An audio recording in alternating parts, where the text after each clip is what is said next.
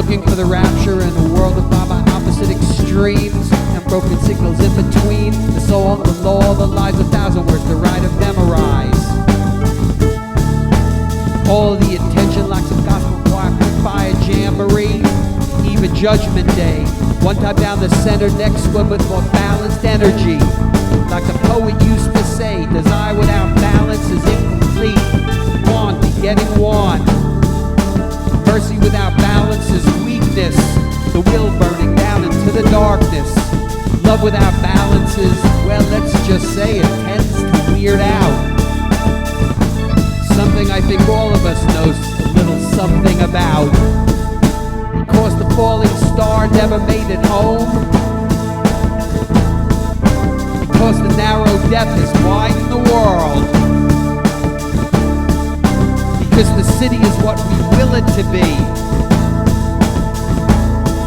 Because we can live in a past that never was. I was riding on the 1 train one afternoon. Heard this guy talking about the left hand of the ark. Who was the left hand of the ark? Wasn't that the one that prepared the way to the celestial light? Set the balance in dream time and then trip the wire. Be my mind open to the higher. Be my heart the center of the light. Be my soul of equal measure. Perfected by the 4 orders of nature. Be my body the temple of the inner plane. Prayer so loud you can hear them on the far side of the horizon. But the poet warned about living upon hope. You can die of hunger. And that ain't satyagraha, is it? Nothing higher about it. Who am I to pass judgment? The way I feel is the way you feel. Projecting hope and insecurity, all I see is my reflection. Less looking and more doing. Looking didn't build the pyramids. Looking can't offer guarantees. The only guarantees are the changes. Rapture found me singing out of tune under an absorbing landscape on a Saturday night. The words had all been written without measuring the endless road. Road leading back to the Take Me to the River Jamboree. In the pale moonlight, one by one our present days go looking for that balanced energy. Back on the 1 train downtown later that day.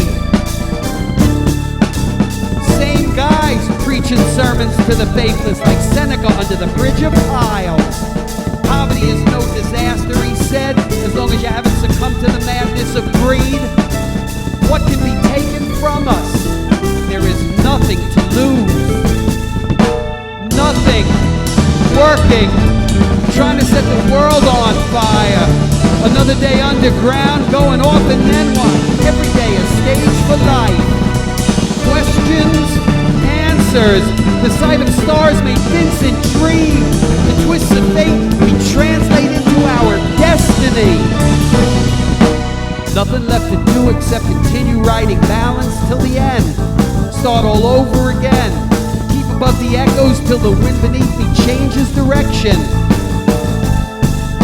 Till the falcon flies towards the east gate of heaven, preparing the way for the raven. But first things first, the way the universe has always been.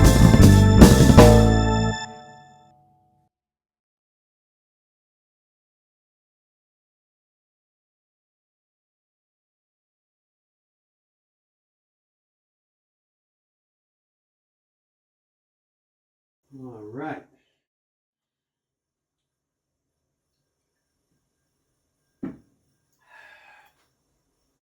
That's the song balance.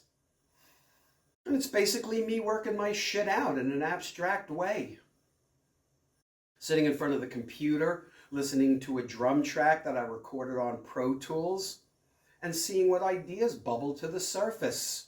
Kenneth Patchen references, He was the poet I was referring to, who wrote about, among many other things, the yin-yang of existence and the brotherhood of man.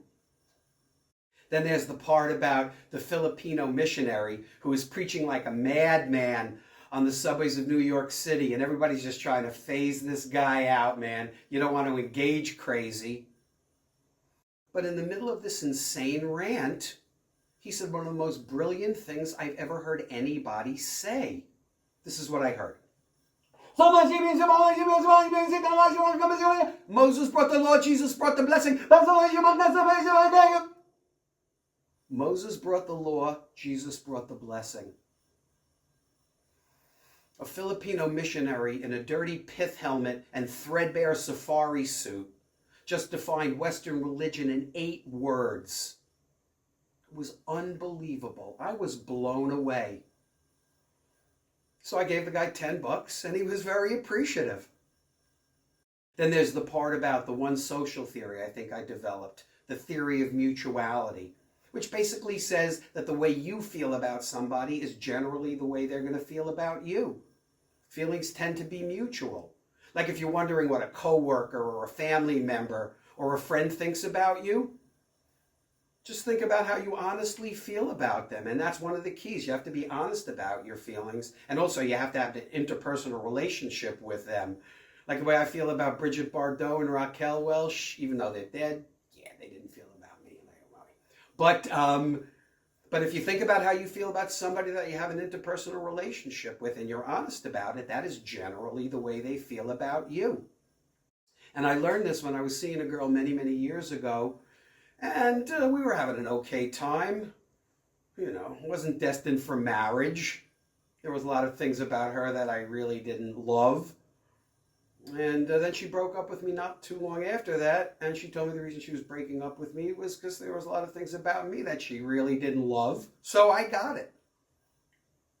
Anyway, this next song is about Miles Davis, who I spent an afternoon with when I was a production manager at public television, and we were doing a documentary on him. And during the one production meeting that we all had together, Miles asked if I could get him some markers he liked to draw.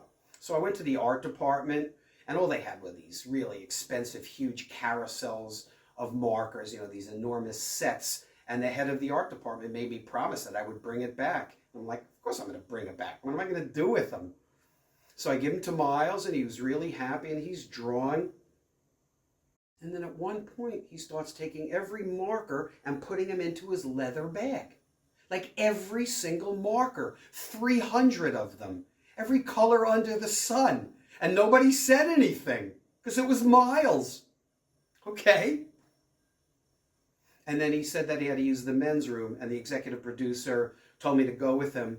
And he also told a production assistant, this hugely breasted Armenian girl named Sissy, to go with him as well in case Miles needed anything. And as soon as we got into the corridor, Miles went for it. He puts his hands near her breasts, waiting to see what she's going to do. And Sissy looks at me like, what am I supposed to do? And I'm trying to convey, it's Miles Davis, man. You'll have a great story for the rest of your life. I mean, I remember this vice principal of my middle school, her one claim to fame was that she slept with Jimi Hendrix. She told us she slept with Jimi Hendrix. And Sissy kind of understood that and let Miles do his thing, and he's kind of like playing him and growling something like, yeah, man, these are big-ass givers. And then he withdrew his hands, and I got to watch that. This is Miles.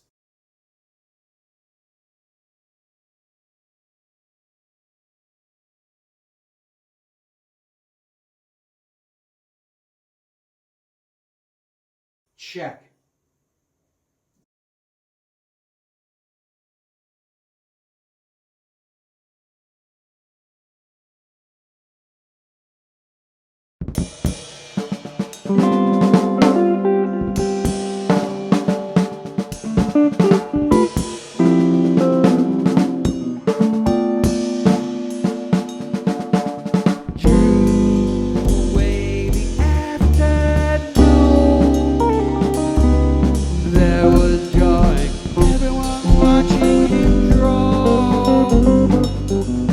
Little bit of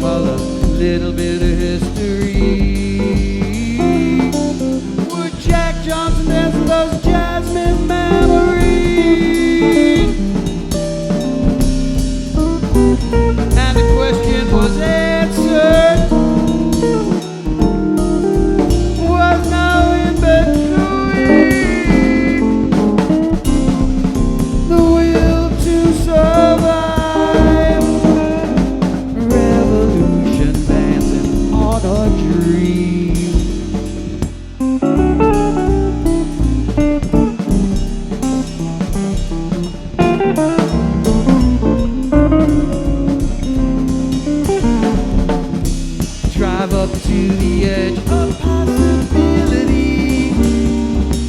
Fuck the shine that Satchmo used to do. Set the world on fire, watch it burn. The sound that everybody's dancing to.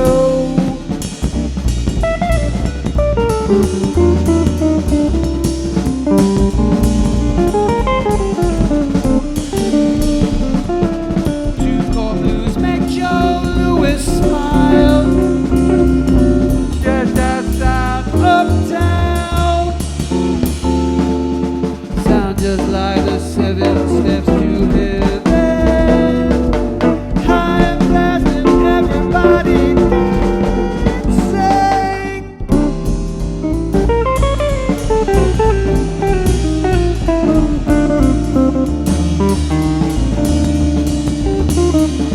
From the coast of Congo Square, lines laid barely in a mountain plain.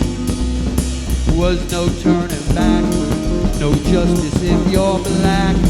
Though you're honored to the weather changes, and devil keeps on swinging. Testify by singing the way voice that changes. Never saw nothing in hard times but the blues.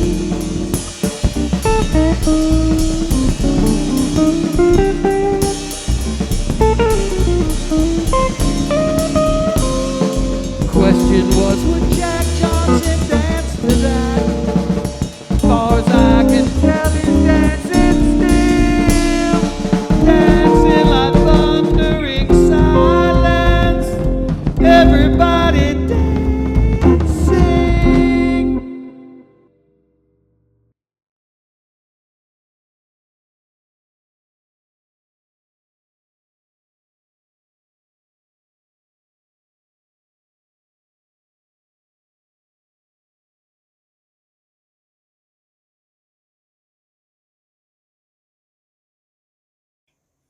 Samagua, it took so long to get to this place, and by this place I mean performing a complete set of my music, that I kind of aged myself out of being able to play drums to a complete set of my music. That's kind of why I had to evolve out front instead of rocking out back there. That's what happens when Artie decides to pay you a visit and knock me down a few pegs. You know, Artie-thritis. And let's face it, how many 69-year-old men do you know that are running a 3-minute mile, a 5-minute mile, or pitching a complete game, or fighting for the world championship? But I remember the time. I used to be able to play drums so long and hard that I could justify not having a date on a Friday and Saturday night, because the practice was so intense. All I could really do was go home, take a long hot shower, sit on the couch in front of the TV ordering Chinese food, and heal for the next day's practice. That's what I did, day after day, year after year, decade after decade. Shut up and practice. Instead of wondering why my life wasn't where I wanted it to be, or even close to where I wanted it to be. I don't have a date. Shut up and practice. Why can't I find a band? Shut up and practice. Drumming is a way of life, growing, flowing, going to the studio to justify the day, 1,000 reasons to escape the weight of limitation. Let imagination play the pain away. Pain transforming into energy. Energy becoming destiny. Destiny, the word like sacrifice someday, and maybe it will, but who can say? One thing that seems relatively true, alone underground again, talking to camera, trying to find a rhyme. What else was I ever meant to do? All roads leading to this point in time, right here, right now, still going.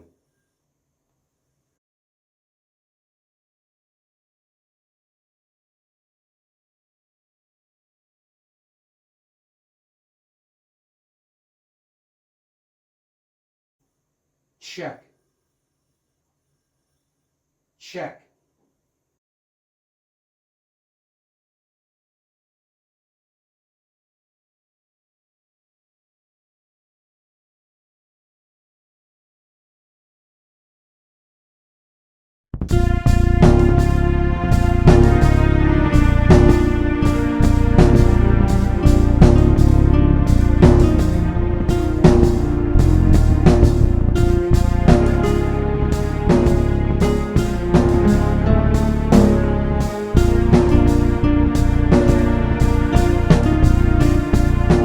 Town of Seacliff was a man who tried to set the balance in the pitch and roll. $20 in the slot, calling out the future in a voice like silent thunder, and I'd take a hit and wonder if they heard me or not. Cut away the upswing, start at the beginning, working the reckoning, long winter's journey into spring. 10 CDs and all the poetry, and one by one the days go by like dissertation dreaming. A refiner's fire burn away, now I have to find a way. Black rose on a summer night with my daughter Jupiter and Saturn over the great South Bay to live the dream. Next step on the journey, same step I've been thinking about almost every single day. What I did before, only better. Answer to my prayers if I met her. From the abstract, just like Galatea, Venus breathing life into the stones. But this is no myth or allegory I'm living, no dreamtime serenade, I know I'm on my own.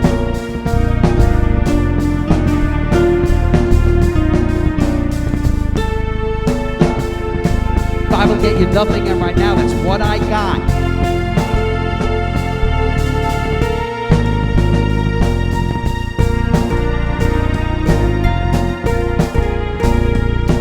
Looking for the rapture in a world defined by opposite extremes and broken signals in between. The song, the law, the lies, 1,000 words to write and memorize. Stalking validation through the valley of the shadow like an Edgar Allan Poe pariah lost in a dream. The price of human nature and the legend love can last forever sometimes, and sometimes love is mean.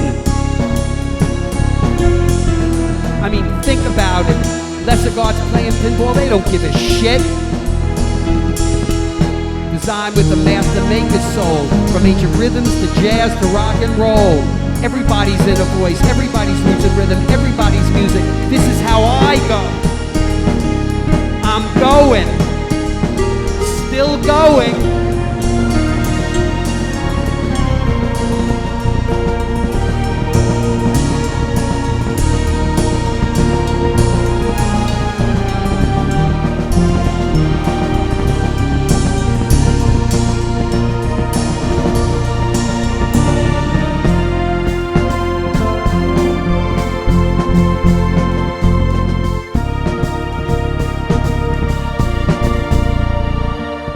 Found me singing out of tune on an absorbing mood. Write it down, tell to the unknown, right until the end. Every ending a beginning. When the future calls back to me, right and they will come in my imagination. But past the present become one. Where the world is ordered by the will of God. Please lead me towards salvation and quiet meditation. Performance more evolved than it was before. Cause my soul gets weary and I'd like to lay my burden down at least for a little while. Climb Jacob's ladder all the way to heaven. Gabriel gonna meet me at the gate. Drummer, go ahead and climb your ass back down. We're still imagineering, so you're gonna have to wait. Impatient motherfucker. Gabriel, what? Another $20 in the slot. Look what I got. Same as it ever was.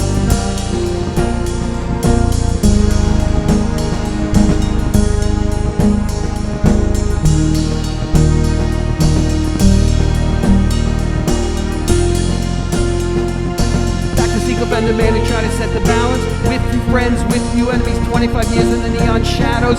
Above the static and echoes in the studio underground, writing what Solomon and Zhao had said. When to hold and when to move ahead, reach a little higher, take a look around. Those who understand do not say. Those who say don't understand how much virtue in the soul of man.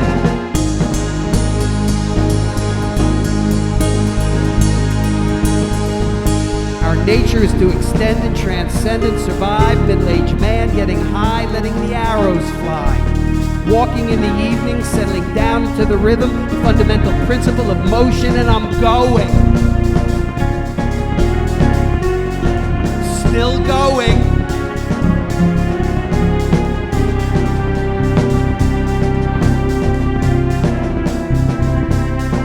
Never certain, never condemned, rarely praised, day by day, find the middle way, using harmony as the guide.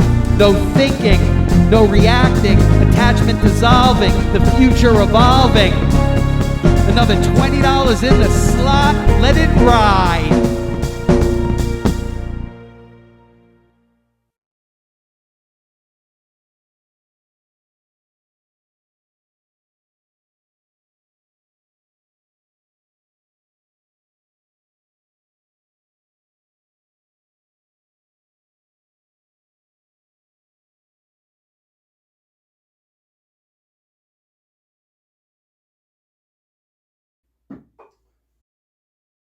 This next song tries to expand on the abstract ideas of the last song. Fighting through adversity, losing every once in a while. Brings to mind the time I ended up in the lobby of a motel in New Orleans. The hooker I had met that afternoon told me to meet her at. At least I learned that you don't pay a hooker you met on a Wednesday afternoon in full in advance and expect her to be where she said she was going to be later that evening. That little bit of folly cost me $100 and a few lonely neurotic hours in the lobby of a Fleabag motel 20 minutes outside the French Quarter. Hey, I got a part of song out of it. And I guess fantasy has to be tempered by humility, or we never really appreciate it when we finally fulfill them. You see? See what I just did there? See how I spun that? This next song is The Spin Never Stops.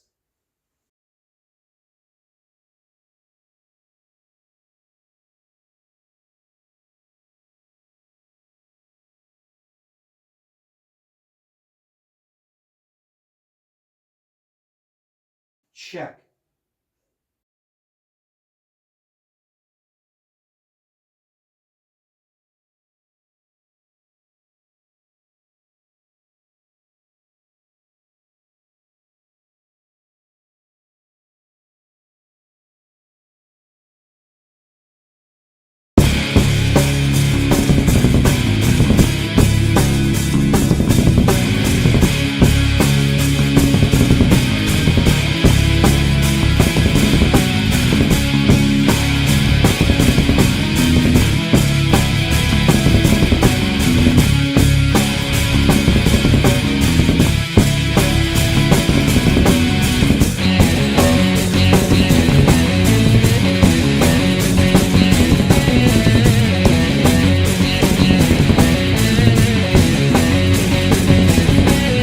Never stops, jumping over to the other side. Wreck on talking rack and tore found the door before he died. Now he's like Neil Cassidy with second sight, but still can't see the freedom's just a word he heard somewhere east of Eden. Sold his soul in 20 years, a heavy load and all the tears. Lost no shit with everything and nothing in between. Fell asleep at the wheel, a landscape that seems so surreal you can't distinguish what you feel from everything you've seen. A valley of trouble you never meant to wander into. Break the soul you look on past what's right in front of you.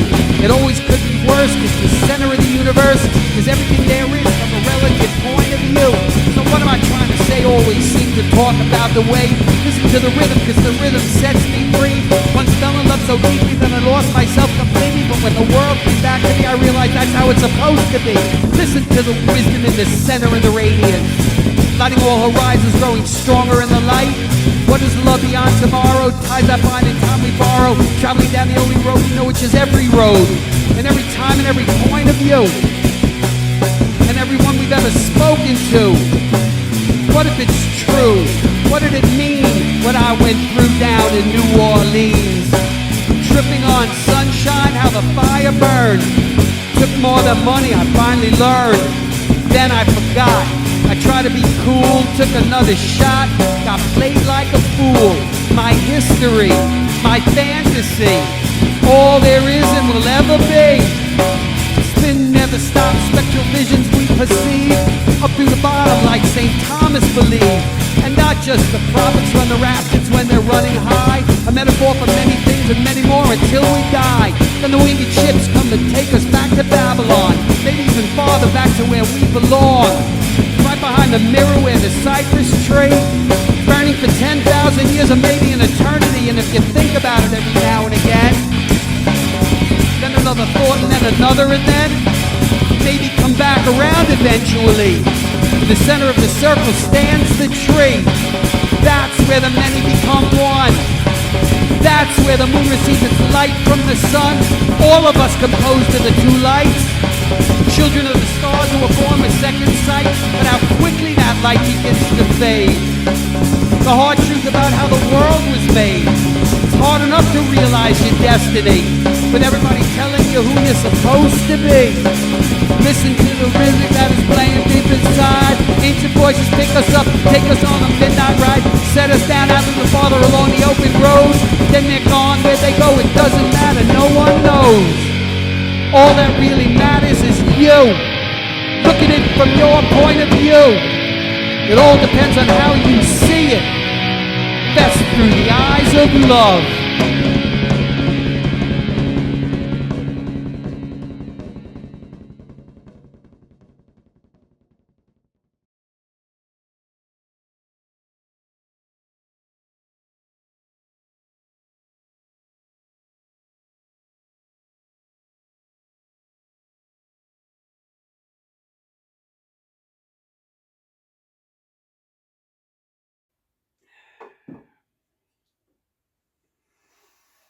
Many years ago, a friend of mine, Ron, invited me to a dinner party that he was having. We were both living in Queens at the time. And I was considering not going because I knew it would be a lot of couples.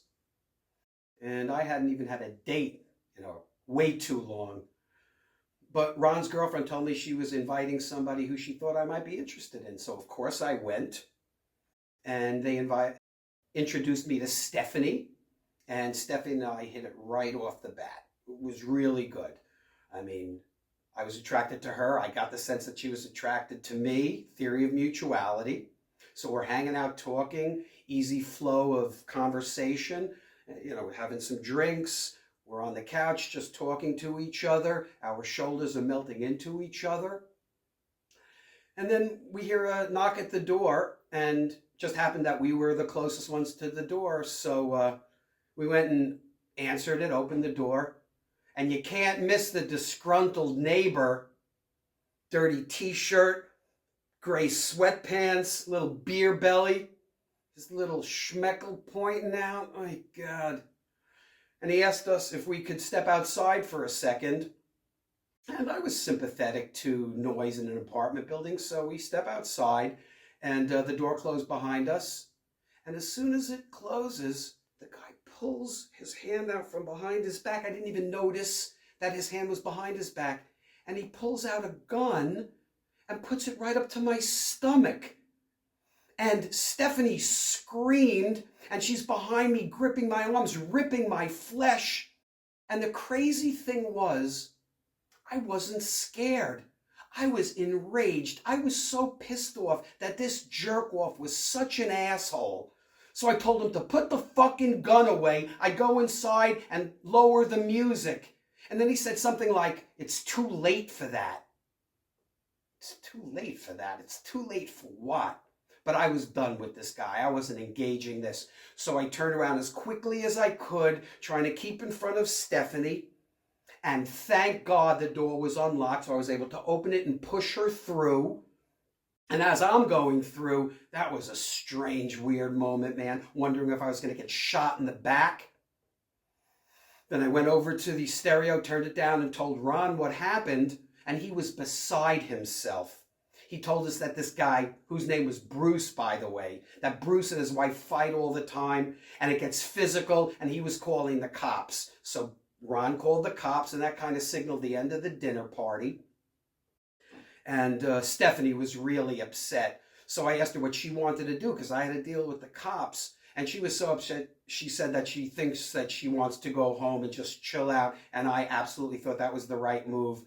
So I walked her downstairs, put her in a cab, and she was very upset, but chilling out and very appreciative of what had just happened, of what I did. And she gave me a big hug and thanked me. And I knew I had a shot with her, so I told her I'd call her later and let her know what was going on. And then I went back upstairs and the cops came, and that's when things got a little weird, man. They started writing out the complaint, and I'm telling them what went on. And then at one point they said to me that if I wanted to press charges, that I could be wasting taxpayer money, and that if I did that, I could expect maybe some more parking tickets. And I'm going, what the fuck are you talking about? And then I asked them if they were going to go interview Bruce, and they told me to mind my own fucking business. Like, oh my God. And then they left. But the next day I called the precinct to make sure that they sent in the report, and the woman I spoke to said they did. They issued the report, the complaint, and she told me that they would be in touch with me about court dates. And then for some reason, she decided to tell me that some of the cops at that precinct moonlight as security for Bruce's father's lumber yard, the largest in Queens. So there that was. But nothing I could do about that at that minute. Unbelievable. Then after that, I called Stephanie to make sure she was okay, and she was. Again, she was really happy things turned out the way that they did. She kept calling me brave. I don't know how brave I was, man. That guy really pissed me off. But I invited her over later in the week, and she came over, and the shrimp scampi I made was delicious, and all the wine. And we ended up in my bedroom, and it was bliss. And then from out of another dimension, I hear a knock at my front door, which is really unusual. It's never good to hear an unexpected knock at your front door. People usually made plans before they come unannounced. So I get my shirt back on, go outside, look through the peephole, and there is Bruce and the two cops who told me that they had a warrant for my arrest, that I was to open the door immediately, which of course I did. And then they start telling me that I'm under arrest for the exact same thing that Bruce was getting charged with, something about reciprocity. And I'm going, are you fucking kidding me? And Stephanie heard this from the bedroom, and she comes out with her shirt back on, and she's yelling at the cops what bullshit this was. And the cops literally said to her, if she doesn't shut the fuck up, they're going to arrest her for obstruction. And I got to be honest, I knew the best thing to do was to get her out of there. I had to deal with this. I was getting arrested for something I didn't do. So I asked the cops if I could just get her downstairs, and they said okay. And the smirk on Bruce's face that I would have loved to smack the fuck off. And Stephanie hated his guts. Another ruined night, 2 in a row. And so I'm walking her downstairs, and she was not happy. It wasn't this lovey-dovey thing anymore. No more beautiful hug. But nothing I could do about it at that point. I had to get back upstairs and deal with this. So I get back upstairs, and the cops laid it out for me. I drop the charges against Bruce. He drops the charges against me. I don't. They're booking me, taking me down to the precinct, and I'm going to spend the night in a holding cell until somebody posted bail. And the only thing I could think of was that not 10 minutes before, I had a woman's breasts in my mouth for the first time in like a year, and I was in heaven. And now I have 2 corrupt cops and the devil, and they were going to win, and they knew it just like I did. I had no play. I was not getting arrested for something I didn't do. So I told the cops I would drop the charges, but I didn't sign the piece of paper they brought, and they didn't give me a hard time about that. And then they left, and as soon as they left, I just prayed that justice prevailed, that Bruce paid for his crimes. Which is why it was unbelievable that not 2 hours later, Ron called me to tell me that Bruce had a fight with his wife and it got physical, and then he heard a gunshot, and Ron called the cops, and not too far along after that, he looked out his window and saw Bruce being wheeled out in a stretcher, screaming in pain. Talk about karma, man. The song is an ode to Bruce called Desperation Angel.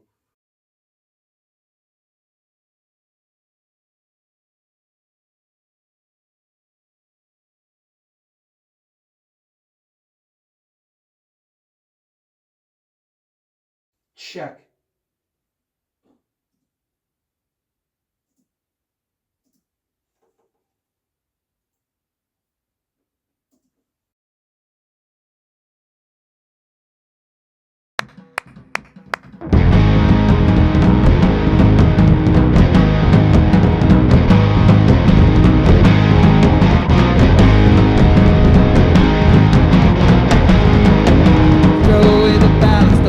Soul, illusion of the selfish baby due to my mistake. Sunset on nostalgia and control.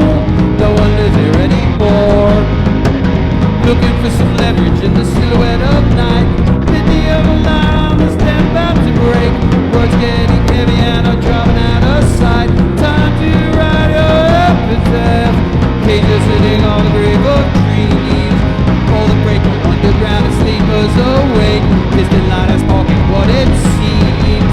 Sort of damn up, please. Oh, you were a better man. But your friends would understand. One call, they one man. Now you got no one. Old possibilities, I got a memory. Probably not meant to be. No, I left you run. Climbing with a second sign. Dollars in the edge of life. Standing naked in the light. Reason with no name. Pressure bearing down on you. Tell me what you're gonna do. All like you thought, but you only you to blame. Always what the freight show was saying. Breathe in the rushing water. Don't mind you fade away. And so it goes.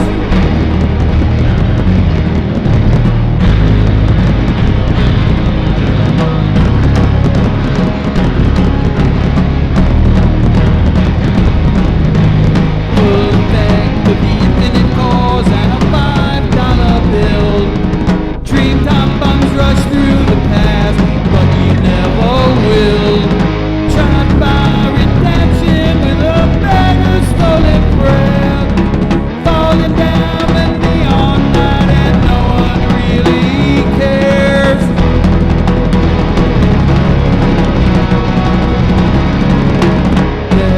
Desperation angel, through it all.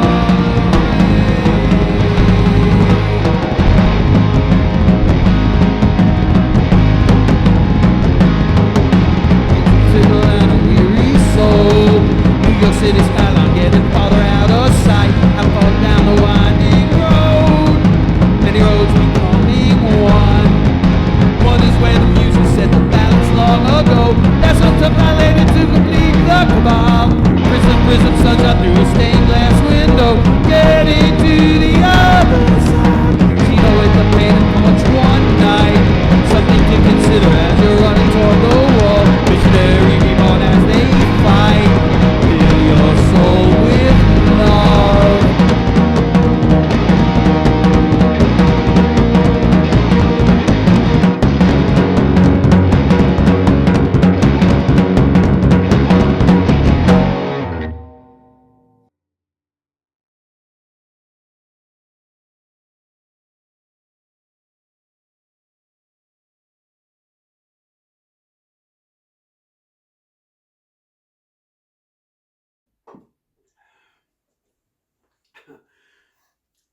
Stephanie and I saw each other a few times over the next couple of months until she told me that she wanted to see if she could take her relationship with her female lover to the next level.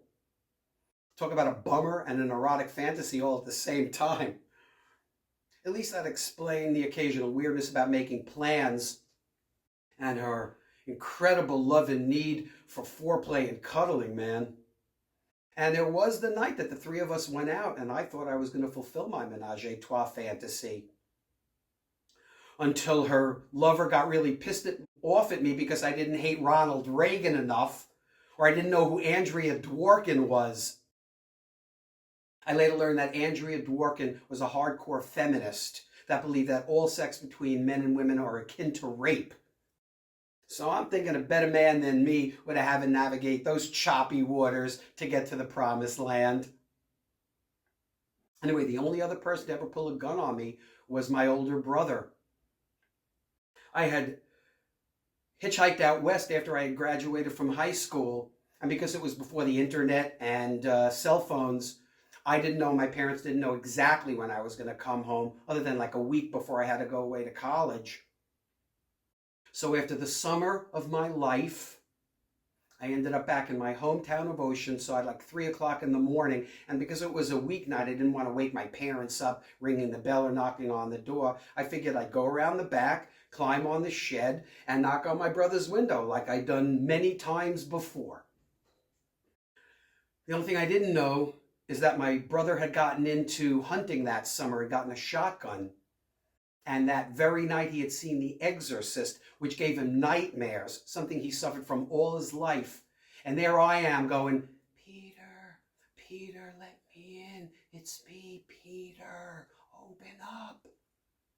Next thing I know, the shade rips off the window, and there's my brother with the most frightened look on anybody's face I'd ever seen, in his underwear, and a shotgun leveled at me. Thank God, the second before he pulled the trigger, he recognized it was me. From the greatest summer I'll ever know to almost fratricide, man. Bring me up, take me down.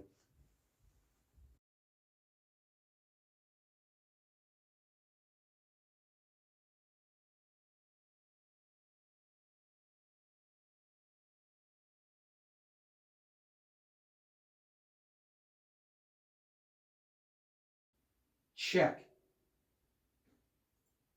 Check.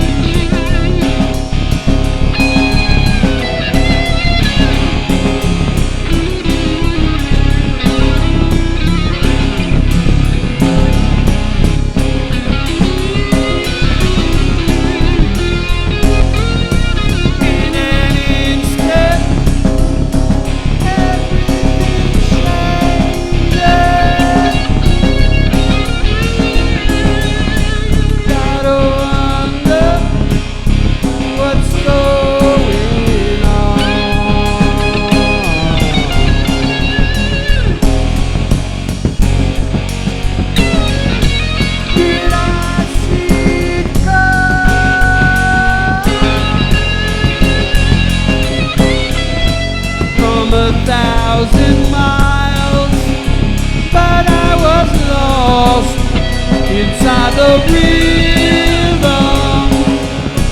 take me down to the bottom, sometime to reclaim.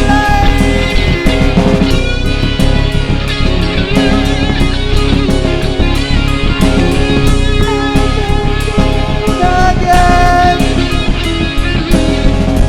every sign I drove right by.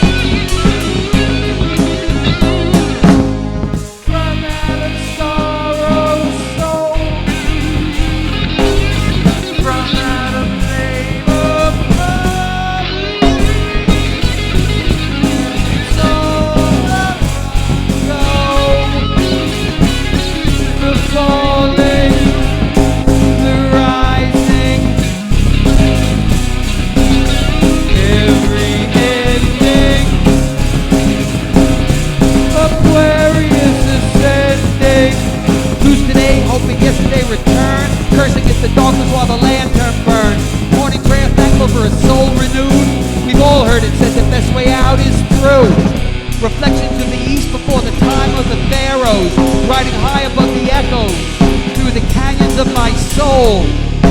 Upon time's winged ships, an empty prayer upon my lips. Or so it sometimes seems. Like now, take me down to the bottom. Read about the stream across the sky. About good and evil, the song that made me cry.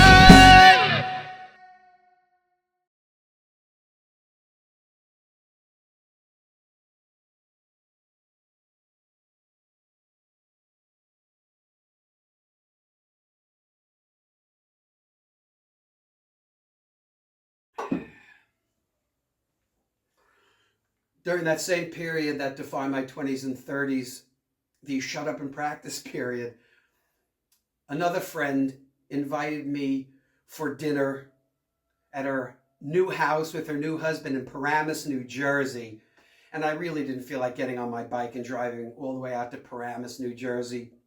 But this friend told me that she had invited a woman who she thought I might be interested in. So out to Paramus I went on my motorcycle, even though they had predicted a severe thunderstorm later that evening. And the blind date, nah. She probably felt the same way, theory of mutuality. But everybody wanted to be cordial, and we're hanging out and drinking some wine and just talking. And I asked the blind date what her last name was, and she told me Friedlander.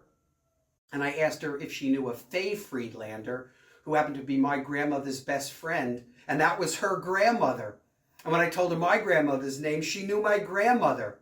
And then I told her the story that when I was like 5 or 6 years old, I was at my grandmother's apartment and I just had to use the bathroom. So I opened the door and there's Faye Friedlander on the toilet. And when I walked in, she went, "Oh." So I saw Faye Friedlander's vagina patch. 6 years old, I still remember it. Something her granddaughter thought was very funny, but not enough to create any kind of spark. So when the time was right, I told everybody I was going to leave, and everybody's going, "Don't go, man. There may be a thunderstorm." But when I wanted to go, I was gone. So I go outside and I'm looking at the sky, and it did look like the storm was on the other side of the sky. But as I got closer to the George Washington Bridge, it kind of was looping around, and I thought, I don't know. But then I remembered that the entrance to the lower level, that the lower level of the bridge was somehow enclosed like a tunnel or something. And the crazy thing was, for the first 100 yards, it was. But then when I got to the exposed part, the wind hit me like a 300-pound linebacker, and it's pushing me over to the side of the bridge. And I thought I was going to have to lay my bike down and get the fuck out of there and seek shelter. But as I got closer to the guardrail, this enormous metal barrier that runs the length of the bridge, it kind of cut the wind enough for me to stabilize. So then I was just going like 20 miles an hour, hugging that guardrail, when from behind me out of nowhere, a huge 18-wheeler comes whizzing by me at max speed, and I got caught in its vortex and got spun around. So now I'm facing the wrong way on the George Washington Bridge on a motorcycle in a major thunderstorm. Oh my God! Thank God traffic was light enough that I was just able to turn around. And I'm hugging the guardrail, and I'm going 20 miles an hour, and I'm driving off the bridge. And then there's Mother Teresa in my mind's eye. I mean, I love Mother Teresa. I didn't give her much thought, but there she is. Even as I get off the bridge and I'm driving through the driving wind and rain on the Henry Hudson Parkway and lightning and thunder exploding all around me, there's Mother Teresa. Okay. Wow. When I got home, I got off my bike and I kissed the ground. When I got inside, I was a little bummed out though. that I was so desperate for female companionship that I would have put my life in jeopardy like that. Not a good look. This is a song about that experience. It's called Sometimes.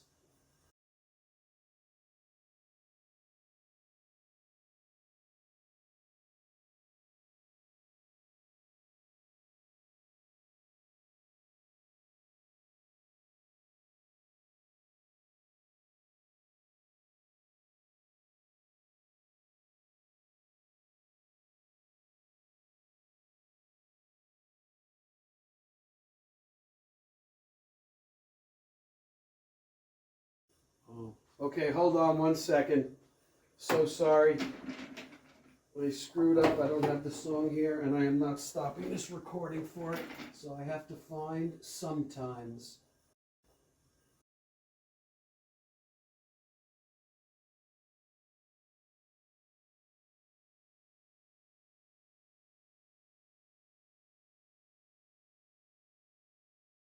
I'm gonna do this. I apologize for the delay. I do apologize for the delay. Almost there. Almost there. I just gotta set this thing up.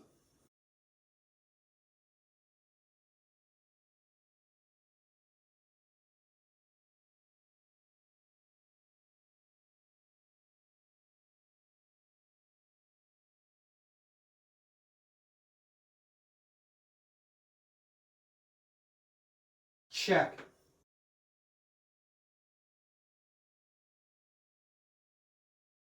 You're seeing the underbelly of my recording. Check. There we go. Check. Check. Check. Check. Sorry about that. Check.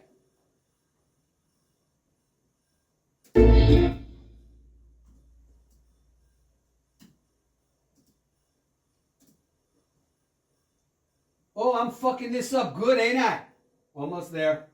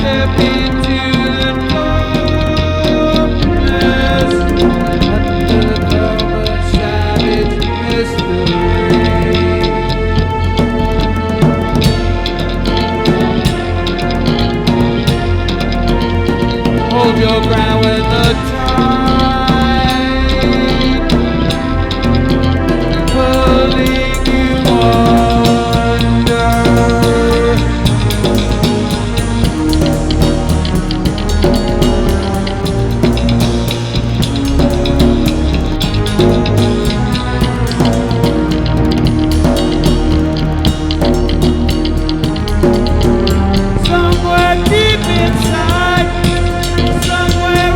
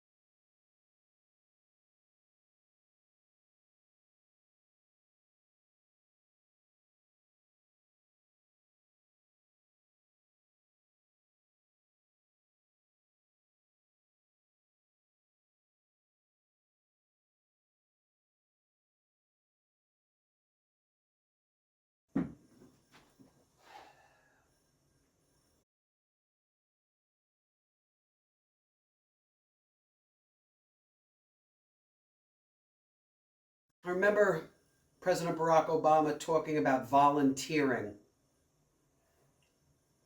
And whatever was happening at that time, that really spoke with me.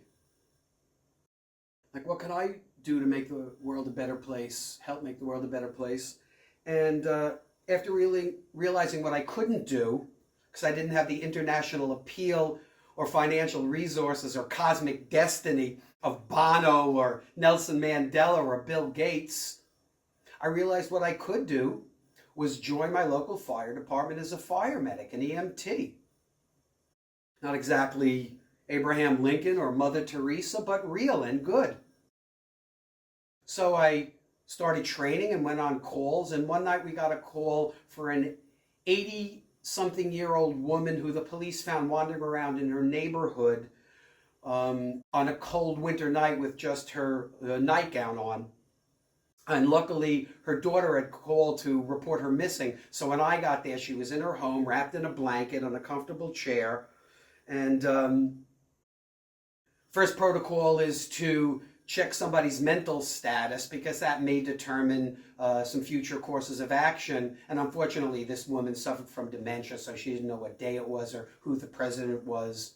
But then the next protocol is to check her vital signs. And her blood pressure was good, a little elevated, but not too bad.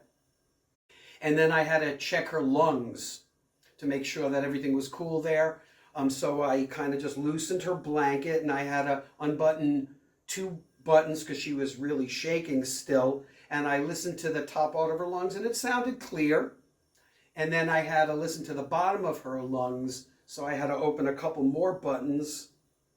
And there were her paper-thin, sagging breasts. But one thing you learn about emergency care, you just go for it. Somebody's health is more important than social etiquette. So I blew on the stethoscope to make it warm, and I put it on the bottom of the, on her lungs, and she goes, "Oh, that feels good." And then I asked her to take a deep breath, so she takes a deep breath, and then she exhales, and as she exhales, I feel her nipple resting on my hand.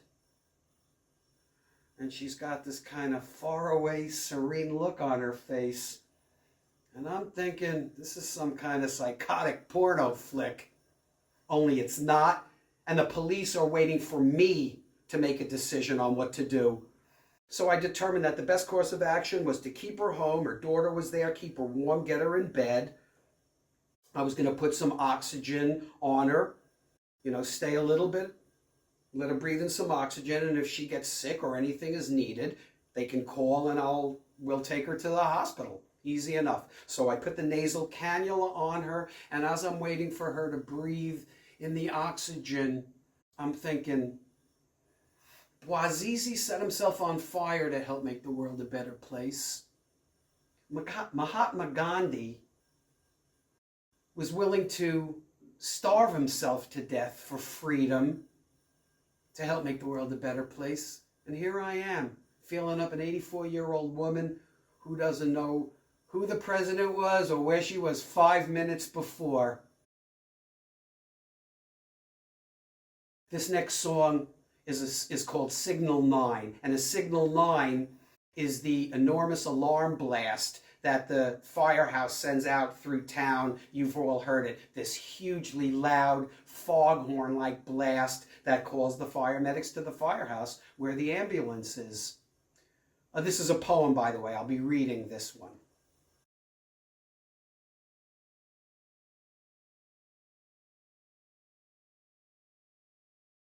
Let me get set up here.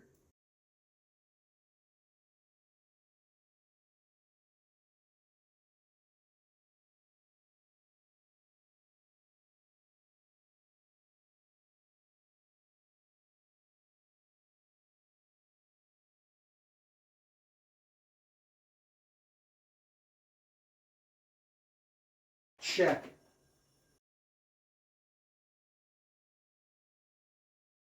Check.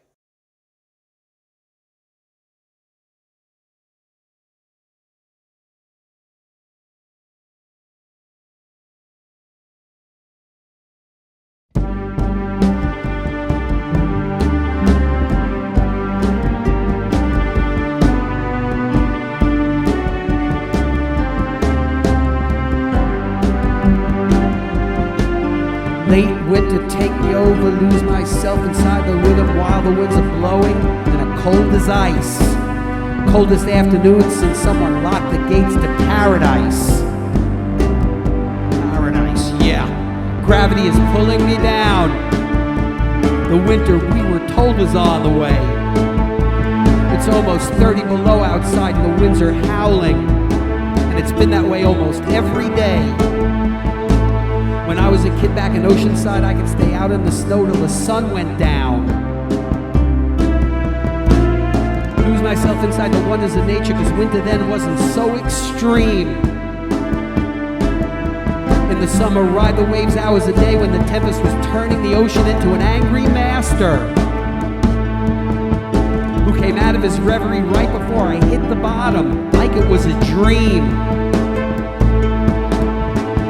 Then I heard the signal 9, Mark Twain sounding like the sky was falling. I know I should go, but I hesitate because of the hour or more. The clouds in the trees beckon me to a higher calling. I don't know, it's so fucking cold outside. Could be a package and heavy lifting down an icy incline. I'm underground around the groove, and I just might hit it. I'd love to help the world, but not this time.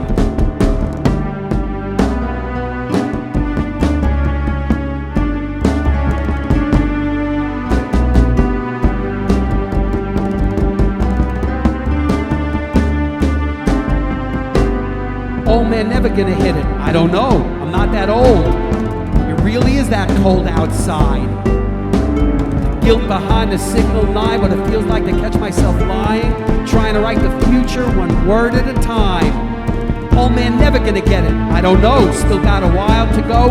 Rapping like a dreamer who's recognized he's far from home. 2 steps down the ladder, 20 below, and there's more tomorrow. On desperate seas where sinners long want to roam.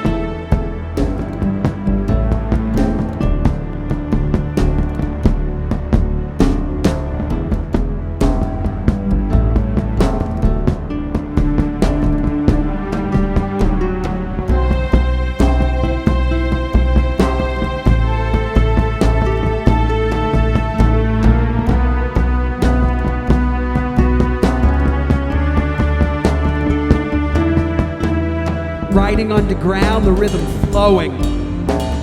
Looking out the window and it's snowing. First day of spring, the more things change, the more they seem to stay the same. A signal 9 in the middle of my wandering.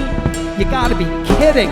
There it is, I gotta go. A few deep breaths and I'm out the door. It's funny, it's guilt that's motivating me. Drive up to the station like every scene I'd seen on TV. Go on the call and get the history. Could be anything.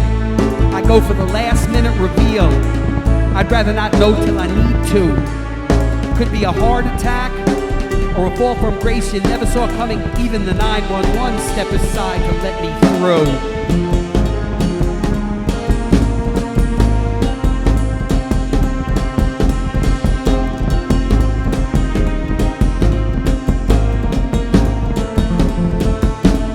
Following protocol, keeping everything calm if I could, showing compassion, it's part of a brotherhood.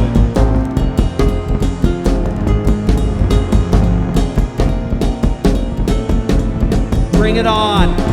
Could be an overdose or an MBA. Either way, I gotta keep it together and try to do my thing. Plane crashed in the mountains, then a building exploded on the Lower East Side, and I'm underground writing reasons why I'm writing. 1, cause it's what I do.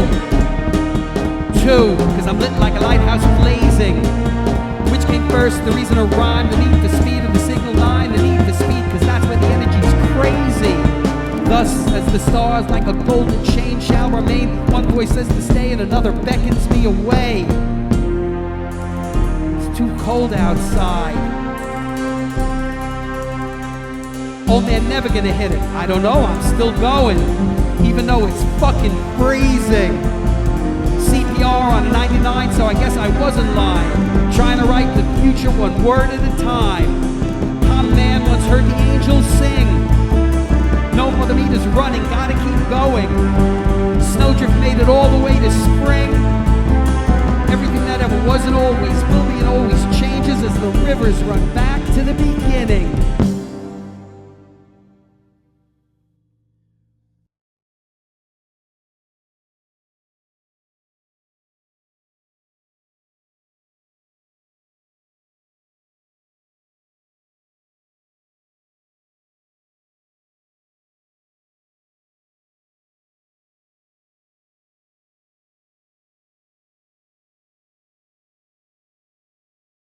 And really, all I'm looking for is a little validation. I spend a lot of time doing this. It's all up on my YouTube channel. Nobody sees it. Just a little validation. It's a beautiful thing. That's the name of this song.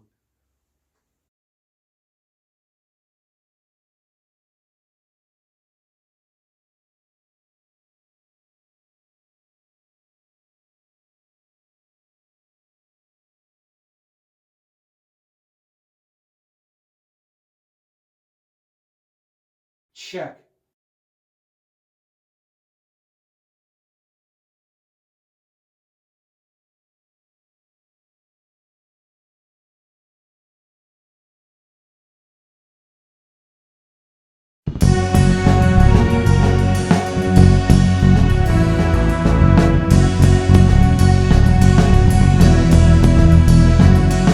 Make the call at the very end. If that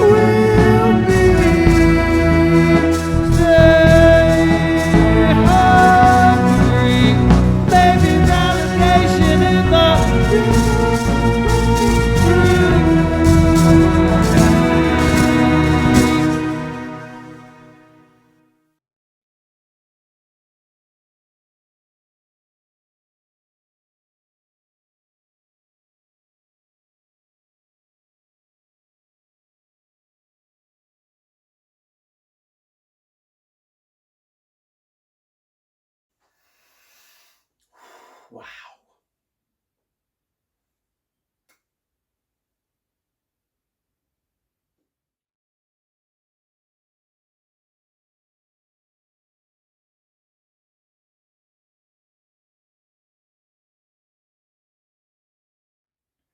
I asked my daughter what she thought of the performance. She just saw. She thought I was a little stiff. Can't disagree. I'm talking to myself right now. It's all in my head. Projecting to an empty room. Well, hold on. I'm going to show you who I performed to. See those two dolls back there? That's who I perform to. I make believe they're sentient beings. It's a good focus.